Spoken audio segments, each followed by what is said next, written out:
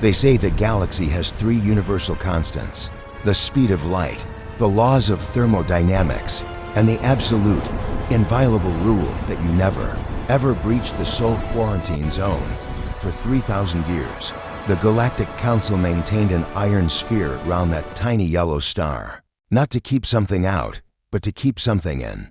They called them humans, and they were the most terrifying mistake the universe ever made. The Discovery Ambassador Vel'shara of the Corinthian Accord stood before the Council of 10,000 Voices, her crystalline form refracting the light of 1,000,000 worlds into cascading rainbows. Across the chamber floor, in all her 247 years of service, she had never seen the council chamber this silent. Fear had a way of stealing words from even the most verbose species. The breach was detected 17 cycles ago, she began, her voice harmonizing in frequencies that translated simultaneously into the native languages of every species present. Section 77 Alpha of the containment field. The humans did not break through. They simply walked out, as if the most sophisticated energy barrier ever constructed was nothing more than a polite suggestion they chose to ignore. A rumble moved through the assembled delegates. The Moth Corps representative, a being of living shadow and ancient starlight, rose from its designated space. Impossible. The soul barrier was constructed by the architects themselves. It has contained the human plague for 3 millennia. Nothing short of a supernova could compromise its integrity. Vel'shara's form flickered, a telltale sign of distress among her kind. That is what we believed. We were wrong. The humans did not destroy the barrier. They rewrote it. At a quantum level, they convinced the very atoms of the containment field that they had always been permeable to human passage. The silence that followed was absolute. Even the normally chattering pipics fell quiet, their 1,000 compound eyes fixed on the ambassador with an intensity that bordered on religious terror. "Show us," commanded High Arbiter Zoth, the eldest living member of the council, whose species had watched stars be born and die. "Show us what emerged." The holographic display that materialized in the center of the chamber showed a sleek vessel, if it could be called such a thing. It moved through space with a grace that defied the known laws of physics, leaving behind a trail of distorted spacetime that healed itself moments after passage. The ship, if that inadequate word could describe it, seemed to shift between states of matter and energy as if it couldn't quite decide which it preferred to be. "This is the indomitable spirit," Vel'shara continued, "the first human vessel to leave their quarantine in over 3,000 years.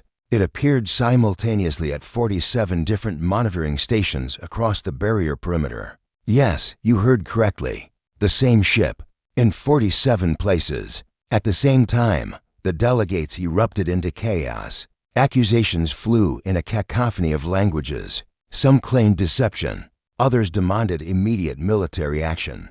The hive mind of Chorus 9 began singing their death hymns, a cultural practice reserved for civilization-ending events. High Arbiter Zoth raised 6 of his appendages, and silence returned like a hammer blow. "What do they want?" Vel'shara's form dimmed. "That is the truly terrifying part, High Arbiter. They want to talk. They have requested an audience with the full council. They say they have been listening to us for 3,000 years, learning everything about every species in the galaxy. They know our languages, our cultures, our fears, and our weaknesses. And now they want to introduce themselves properly. This is the nightmare scenario," interjected Commander Takresh of the Unified Defense Fleet, his armored carapace clicking with agitation. The humans were quarantined because they were too dangerous to exist among civilized species. They warred with themselves constantly, destroyed their own planet multiple times over, and possessed a psychological profile that our best xenopsychologists classified as aggressively unpredictable with suicidal tendencies toward problem solving. And now they've had 3,000 years to evolve in isolation. Actually, a new voice interrupted, and the chamber froze. Every sensor, every security system had failed to detect the presence, now standing in the center of the assembly. "We prefer the term creatively persistent." The human stood approximately 2 meters tall, unremarkable by galactic standards, covered in simple clothing that seemed to absorb and reflect light in impossible ways. Its face bore the symmetrical features common to bilateral species, with two eyes that held depths that made even the ancient Zoth uncomfortable. But it was the smile that truly unnerved the assembly, a smile that suggested the human knew something they didn't, a smile that suggested they were already 3 steps ahead. "I am Dr. Sarah Chen," the human said, her voice carrying easily through the massive chamber, despite speaking barely above a conversational volume. "On behalf of the United Terran Confederacy, I bring greetings from humanity and an invitation to begin formal diplomatic relations." "How did you breach Council security?" Vel'shara demanded, her harmonics spiking into frequencies that indicated pure panic. Dr. Chen's smile widened. "I didn't breach anything. I've been here the entire time. I arrived with Ambassador Vel'shara 3 hours ago. I was curious to hear what you'd say about us when you thought we couldn't hear." "It was enlightening. Impossible," Commander Takresh stated flatly. "Our sensors would have detected any non-Council species. Your sensors did detect me." Chen replied pleasantly. "I'm showing up on 47 different scanners right now, as 47 different species. Your security systems are very sophisticated, but they were designed by beings who think in linear patterns. Humans learned a long time ago that the shortest distance between 2 points is rarely a straight line. Sometimes it's a curve, sometimes it's a loop, sometimes it's both, neither, and something else entirely, all at once." High Arbiter Zoth leaned forward, all 17 of his eyes focusing on the small, impossible creature. 3,000 years ago, we quarantined your species because you were on the verge of destroying yourselves and potentially spreading that destruction to the stars. We have monitored you from afar, watched you nearly extinct yourselves a dozen times over. What has changed? Why should we trust that humanity won't bring its chaos to our carefully maintained galactic peace? Dr. Chen's expression shifted to something more somber. "You're right. We nearly destroyed ourselves. Multiple times. We fought wars over resources, ideology, religion, and sometimes just because we'd forgotten why we started fighting in the first place. We poisoned our own world, pushed species to extinction, and came within minutes of nuclear annihilation on at least 6 recorded occasions." She paused, and in that pause, every being in the chamber felt the weight of human history. "But we didn't destroy ourselves. We learned. Not quickly, and not without terrible cost, but we learned. You quarantined us, cut us off from the galaxy, and forced us to solve our problems with only ourselves to rely on. And we did. We unified. We healed our world. We evolved, not just technologically, but socially, philosophically, spiritually. We had 3,000 years to look inward because we couldn't look outward. 3,000 years to become better than we were." "Fine words," Vel'shara said, her harmonics still tinged with suspicion. "But words are wind. What proof do you offer?" "Proof." Chen reached into a pocket, and every weapon system in the chamber came online instantly. She noticed but didn't stop, pulling out a small data crystal that gleamed with an inner light. "Here's proof. This contains the solution to the moth core withering, the genetic degradation that's been slowly killing your species for the last 800 years. Here's the cure for the Pipix silence, the quantum disease that's been erasing your collective memories. Here's the answer to the Corinthian fracture, the dimensional instability that's been causing your people to phase out of existence." She held up the crystal, and it split into 3, then 7, then a dozen identical copies, each floating toward a different delegation. "We've been listening, we've been learning, and we've been solving your problems, not because you asked us to, not because we wanted something in return, but because that's what humans do. We see problems, and we can't help but try to fix them. It's compulsive. It's arguably insane. It's human." Commander Takresh caught one of the crystals in a manipulator appendage, scanning it immediately. His eyes widened as the data resolved. This is actually," he couldn't finish the sentence, "real?" Chen offered. "Yes, freely given. Also yes. We're not asking for anything in exchange. Consider it a gift, an introduction, a demonstration that humanity has changed." She paused, and her smile took on a sharper edge. "Or, if you prefer, consider it a warning. This is what we can do when we want to help. Imagine what we can do if we want to do something else." The chamber erupted into chaos once more. Some delegates called for the humans' immediate detention. Others demanded to know how humanity had acquired such detailed information about closely guarded species-specific ailments. The hive mind of Chorus 9 began singing in a different key, one that translated roughly as "we're not sure if we should worship or flee." High Arbiter Zoth watched it all with ancient eyes, then raised his appendages once more. Silence returned gradually. "Dr. Chen, you have made your point dramatically, but gifts and demonstrations aside, the Council must deliberate. The quarantine was established for substantial reasons. Lifting it would require unprecedented consensus." "Of course," Chen agreed, her smile never wavering. "Take all the time you need. We've waited 3,000 years. We can wait a bit longer." She turned to leave, then paused, looking back over her shoulder. "Oh, one more thing. The Vorax Dominion has been planning to invade Council space for the last 200 years. They've assembled a fleet of 17,000 warships just beyond the Veil Nebula. They plan to strike in 43 days. Commander Takresh's Karapachi went pale. The Vorax are a myth, a story to frighten cadets. Chen's smile became something that made even the battle-hardened commander take a step back.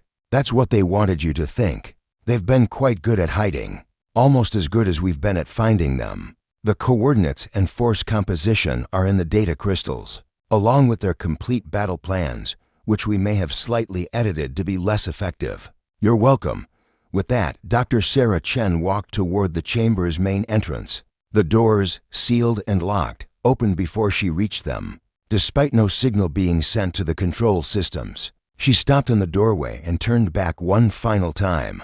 The quarantine was a cage. "Ladies and gentlemen and honored others, you thought you locked humanity away to protect yourselves, but what you actually did was give us 3,000 years to evolve in ways you can't imagine. To develop technologies you don't have categories for. To become something that doesn't fit in any of your neat little boxes." Her eyes swept across every delegate, and in each pair of eyes, every species saw something that made their oldest survival instinct scream warnings. "We don't want to conquer you. We don't want to destroy you. We want to join you. But make no mistake, we're not asking for permission anymore. We're informing you of our decision. The quarantine is over. Humanity has returned to the galaxy, and nothing will ever be the same again." She left, the doors sealed behind her, and for a long moment, the Council of 10,000 Voices, representing every major civilization in the known galaxy, sat in absolute silence. Finally, Vel'shara spoke, her harmonics subdued. "What have we done?" High Arbiter Zoth, who had witnessed the rise and fall of empires, the birth and death of stars, and events that defied the comprehension of mortal minds, closed all 17 of his eyes and spoke words that would be recorded in the annals of galactic history. "We tried to cage evolution itself, and now it has come home to roost." 3 days passed. In those 3 days, the galaxy held its breath. Dr. Chen's data crystals had been verified by the finest scientific minds of 100 species, and every single piece of information had proven accurate. The cures worked. The Vorax fleet was exactly where she said it would be, and most terrifyingly, the edited battle plans were confirmed when Council intelligence managed to intercept Vorax communications, showing confused admirals discovering that their meticulously crafted strategy had somehow changed in their own secure databases.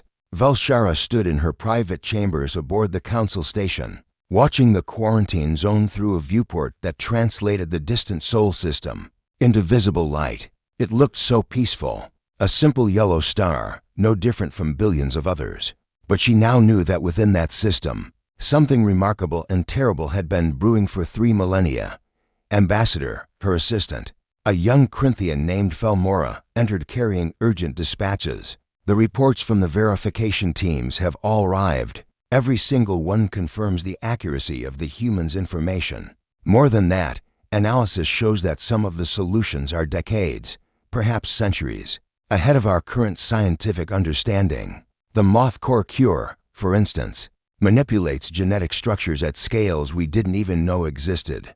Vel'shara absorbed this information, her crystalline form pulsing with troubled light. "And the military assessment of the Vorax threat?" Commander Takresh is calling for an immediate emergency session.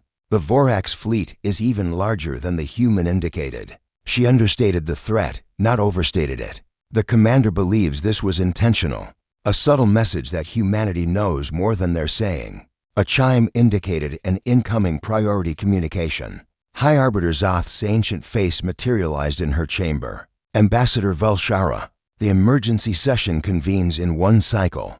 Humanity has made its move.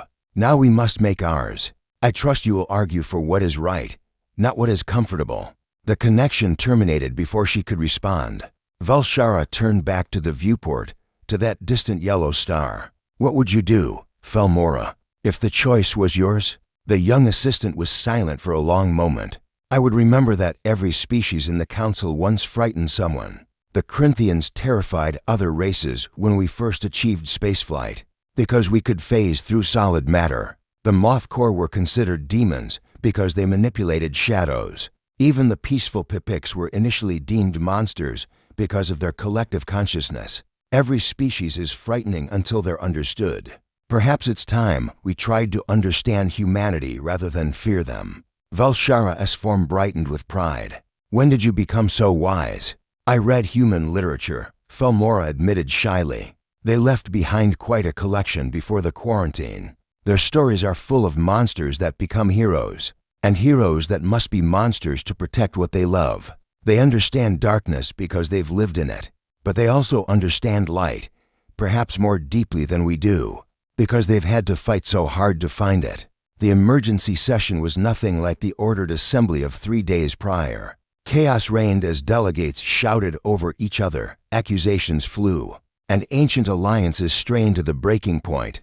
The Vorax revelation had shaken the council to its core. If humanity could uncover a secret that had been hidden for centuries, what else did they know? What other carefully guarded secrets had been laid bare by those patient, watching eyes from behind the quarantine? Commander Takresh had activated the war protocols. Holographic displays showed the Vorax fleet in detail that shouldn't have been possible. Ship classifications, weapons loadouts, weak points in their armor plating, and even the psychological profiles of their command staff, all provided by humanity, all devastatingly accurate. This changes everything, the commander announced, his voice cutting through the chaos like a blade. The Vorax Dominion has been using council complacency as a shield, while they prepared for the largest invasion in galactic history. Without the human warning, our first indication of their presence would have been the destruction of 17 colony worlds. We would have been caught completely unprepared. Millions would have died, perhaps billions, unless that's what the humans want us to think, hissed Representative Silith of the Serpentine Collective, her scales rattling with agitation. This could all be an elaborate manipulation. Create a false threat, then position themselves as saviors. Classic predator behavior. Make the prey dependent, then strike when they're vulnerable. False threat. Commander Takresh pulled up another display. We've sent stealth reconnaissance. The Vorax fleet is real. Their preparations are real. The threat is absolutely real. The only question is how humanity knew about it when our own intelligence agencies did not. Dr. Chen's voice echoed from the chamber's entrance, though she wasn't physically present. Her image flickered into existence in the center of the assembly, and every security system screamed alerts that were 3 seconds too late. The answer to that question is simple, Commander. We found them because we were looking. You weren't. This is a secure emergency session, Vel'shara said, keeping her harmonics level despite her racing thoughts. How are you accessing this chamber? Ambassador, I thought we established that human technology works differently than yours. I'm not accessing your chamber. I'm already here. I've been here the whole time. Well, part of me has. I'm also currently touring the Moth Corps homeworld, discussing philosophy with the elders of Chorus 9, and playing a rather delightful strategy game with some Pipix younglings. Humans learned to multitask quite aggressively after you locked us in our room. For 3,000 years, High Arbiter Zoth leaned forward. Explain yourself, human. How can you be in multiple places simultaneously? Are you using quantum cloning, temporal displacement, dimensional sharding? Chen's projection smiled that unsettling smile. All of the above. None of the above. Something else entirely. The specifics aren't important right now. What matters is that humanity has evolved. Beyond your current understanding of individual consciousness, we are still individuals, but we're also more than that. We're networked, distributed, and quantum entangled in ways that let us be singular and plural simultaneously. It's disconcerting, I know. It disconcerted us too, at first. Abomination, someone muttered from the back of the chamber. Perhaps, Chen agreed easily. Or perhaps it's just different. Evolution doesn't ask permission, and it doesn't care about making you comfortable. It simply happens. And humanity has had 3,000 years of isolation to evolve in unexpected directions. Why help us with the Vorax?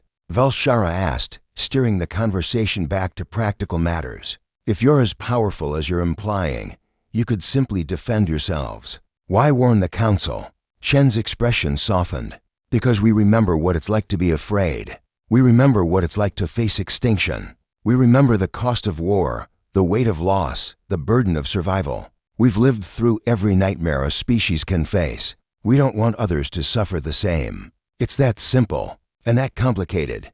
Nothing is ever that simple. Representative Silith hissed. You're right. Chen acknowledged. The full truth is that humanity needs allies, not subjects. We need partners, not vassals. We're powerful, yes, but we're not invincible. We're smart, but we're not omniscient. We're capable, but we're not perfect. The universe is vast and full of wonders and terrors we haven't encountered yet. Going forward alone would be foolish. Going forward together, that might actually work. High Arbiter Zoth was quiet for a long moment, his ancient mind processing centuries of experience against this new reality. You speak of partnership, of alliance, but alliances are built on trust, and trust requires vulnerability. What vulnerability do you offer, Dr. Chen? What weakness do you show us to prove your intentions are genuine? The chamber fell silent. Every species understood this fundamental principle of diplomacy. To ask for trust, you must first show your own neck to the blade. What could humanity possibly offer that would demonstrate genuine vulnerability? Chen's projection flickered, and suddenly the chamber was filled with images. Not threatening displays of military might or advanced technology, but something far more intimate. Humans, billions of them, going about their daily lives.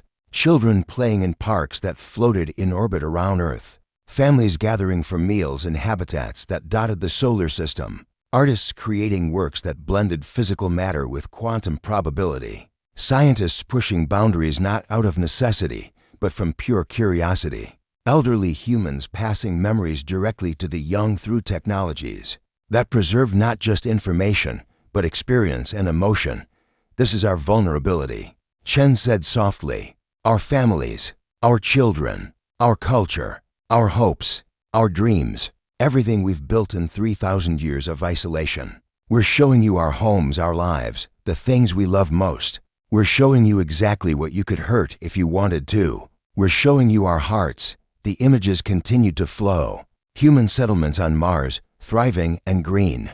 Underwater cities in Earth's restored oceans, alive with both human and marine life. Orbital platforms, where humans worked alongside artificial intelligences of breathtaking sophistication. Partners in discovery rather than slaves to command. The Sol system had been transformed into a garden, a monument to what humanity could achieve when it chose creation over destruction. We're not showing you this to impress you, Chen continued. We're showing you this because we want you to understand what we have to lose. We've spent 3,000 years building this, building ourselves. We don't want to risk it on conquest or domination. We want to protect it by becoming part of something larger, something that might actually last. Vel'shara felt her crystalline structure resonating with emotion she couldn't quite name. Around the chamber, she saw similar reactions. The Moth Corps were dimming their shadows in a gesture of respect. The Pipix collective was humming in harmonic agreement. Even the aggressive Serpentine collective seemed subdued, scales no longer rattling with agitation. Commander Takresh broke the silence. This could still be a deception, an emotional manipulation. It could be, Chen agreed. But ask yourself, Commander, what do your instincts tell you? You're a warrior. You've faced enemies across a dozen campaigns. Does this feel like a predator stalking prey? Or does it feel like someone trying to join the pack? The commander's carapace shifted colors, a sign of deep thought among his species. It feels like someone who knows they're strong enough to take what they want, but wise enough to know that's not the best path forward. He paused. That's almost more concerning. Chen laughed, a genuine sound of amusement. I appreciate your honesty, Commander. Yes, we could probably take what we want, but taking breeds resentment. Resentment breeds rebellion. Rebellion breeds war. We've seen that cycle countless times in our own history. We're tired of it. We want something different, something better. We want to build rather than break, create rather than destroy, unite rather than divide. High Arbiter Zoth rose to his full height, and the chamber fell silent out of respect for his age and wisdom. 3,000 years ago, we made a decision. We looked at humanity and saw a species that was its own worst enemy. We saw chaos, destruction, and potential for catastrophe on a scale that could threaten all civilized space. We weren't wrong. We saw what you were. He paused, and every being in the chamber felt the weight of history in that moment. But perhaps we failed to see what you could become. Evolution works on timescales that even long-lived species like mine struggle to appreciate. 3,000 years is an eye blink to the universe, but to a species like humanity, isolated and forced to confront your own nature, it was enough time to metamorphose into something new. Zoth turned his gaze to Chen's projection. You asked to join the galactic community. You offer gifts, warnings, and vulnerability. You demonstrate power while preaching partnership. You are a paradox wrapped in an enigma, and paradoxes make the universe uncomfortable. But I have lived long enough to know that the universe thrives on paradoxes. Light is both wave and particle. Space expands while time dilates. Stars die so that life may flourish. Perhaps humanity is simply another paradox for the cosmos to embrace. He turned to address the full council. I propose we accept humanity's offer of alliance. Not immediately, not without safeguards and verification, but accept it we should, with monitored integration over the coming decades. We establish formal diplomatic relations. We allow limited human vessels into council space under escort. We begin cultural and scientific exchange under controlled conditions. And we watch, we learn, we adapt together, and if they betray us, Representative Silith demanded, then we will have learned something valuable about the universe. Zoth replied calmly, but I don't believe they will. Predators don't show their young to potential prey. Conquerors don't cure the diseases of those they plan to subjugate. Warriors don't warn their enemies of coming battles. Humanity is something else, something we don't have a category for yet. Perhaps it's time we made a new category. The vote that followed was not unanimous. It never could have been, not for a decision of this magnitude. But when the tallies were counted, the result was clear. By a margin of 62%, the Galactic Council voted to begin formal diplomatic relations with the United Terran Confederacy. The sole quarantine would be gradually lifted over a period of 50 years, with strict protocols and monitoring at every stage. Dr. Chen's projection remained steady, though Vel'shara thought she detected moisture in the human's eyes. Thank you, Chen said simply. You won't regret this. We promise. See that we don't, Commander Takresh replied gruffly. And if you humans are as good at making friends as you apparently are at finding secrets, perhaps you can help us deal with the Vorax situation before it escalates to full war. Chen's smile returned, bright and fierce. Commander, we've been preparing battle plans for the last 72 hours. Plans that don't require a single shot to be fired. Would you like to see how humans solve problems when we're trying to minimize casualties on all sides, even the enemies? The revelation 2 months later. The Vorax invasion fleet arrived at the Council's borders exactly on schedule. They emerged from faster-than-light travel in perfect formation. 17,000 warships ready to rain destruction on unsuspecting colonies. Their commanders had expected chaos, fear, and easy victories. Instead, they found humanity waiting for them. The human fleet, if it could be called that, consisted of only 12 ships, 12 vessels against 17,000. The Vorax admirals prepared to laugh, prepared to mock this foolish species that had apparently emerged from quarantine just in time to be annihilated in their first engagement with galactic realpolitik than the 12 human ships did. Something that made every sensor in the Vorax fleet scream in confusion. They multiplied. Each ship became 2, then 4, then 8, then 16. In the span of 3 seconds, 12 ships became nearly 200,000.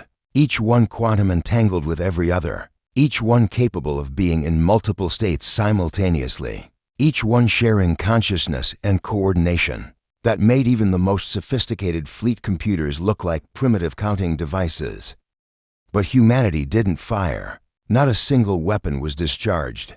Instead, every Vorax ship received a transmission. Not threatening, not demanding, simply informative. Hello, Vorax Dominion. This is Commander Lisa Torres of the United Terran Confederacy. We know why you're here. We know you've been preparing for this invasion for centuries. We know your civilization has been struggling with resource scarcity, with internal strife, with the fear that you're being left behind in a galaxy that's forgotten you exist. We know you believe conquest is your only option. We're here to tell you that you're wrong. Not because we're going to destroy you, but because we're going to help you.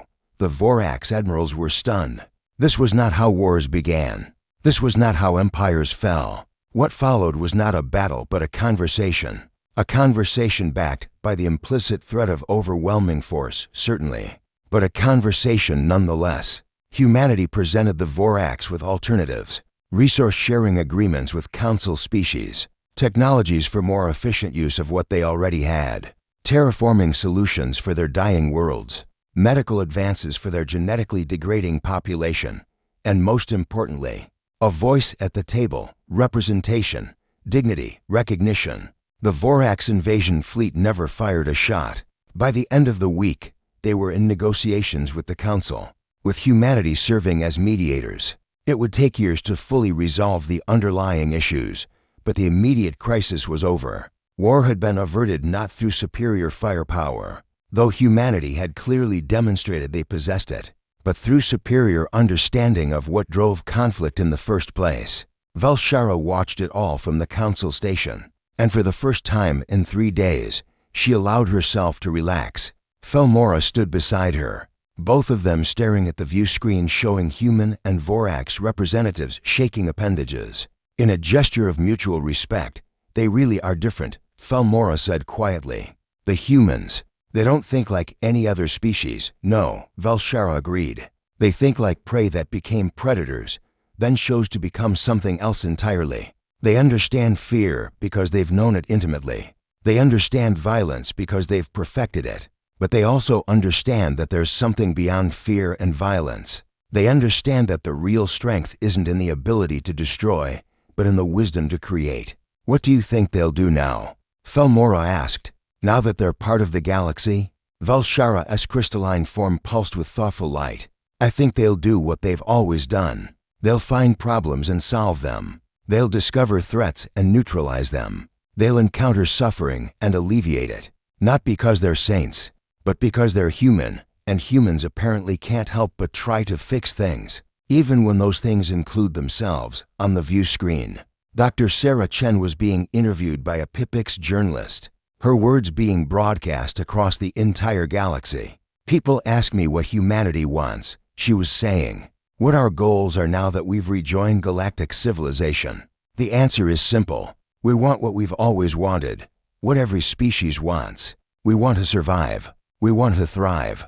We want our children to inherit a universe that's better than the one we found. The difference is that now we understand something we didn't 3,000 years ago. We can't do that alone.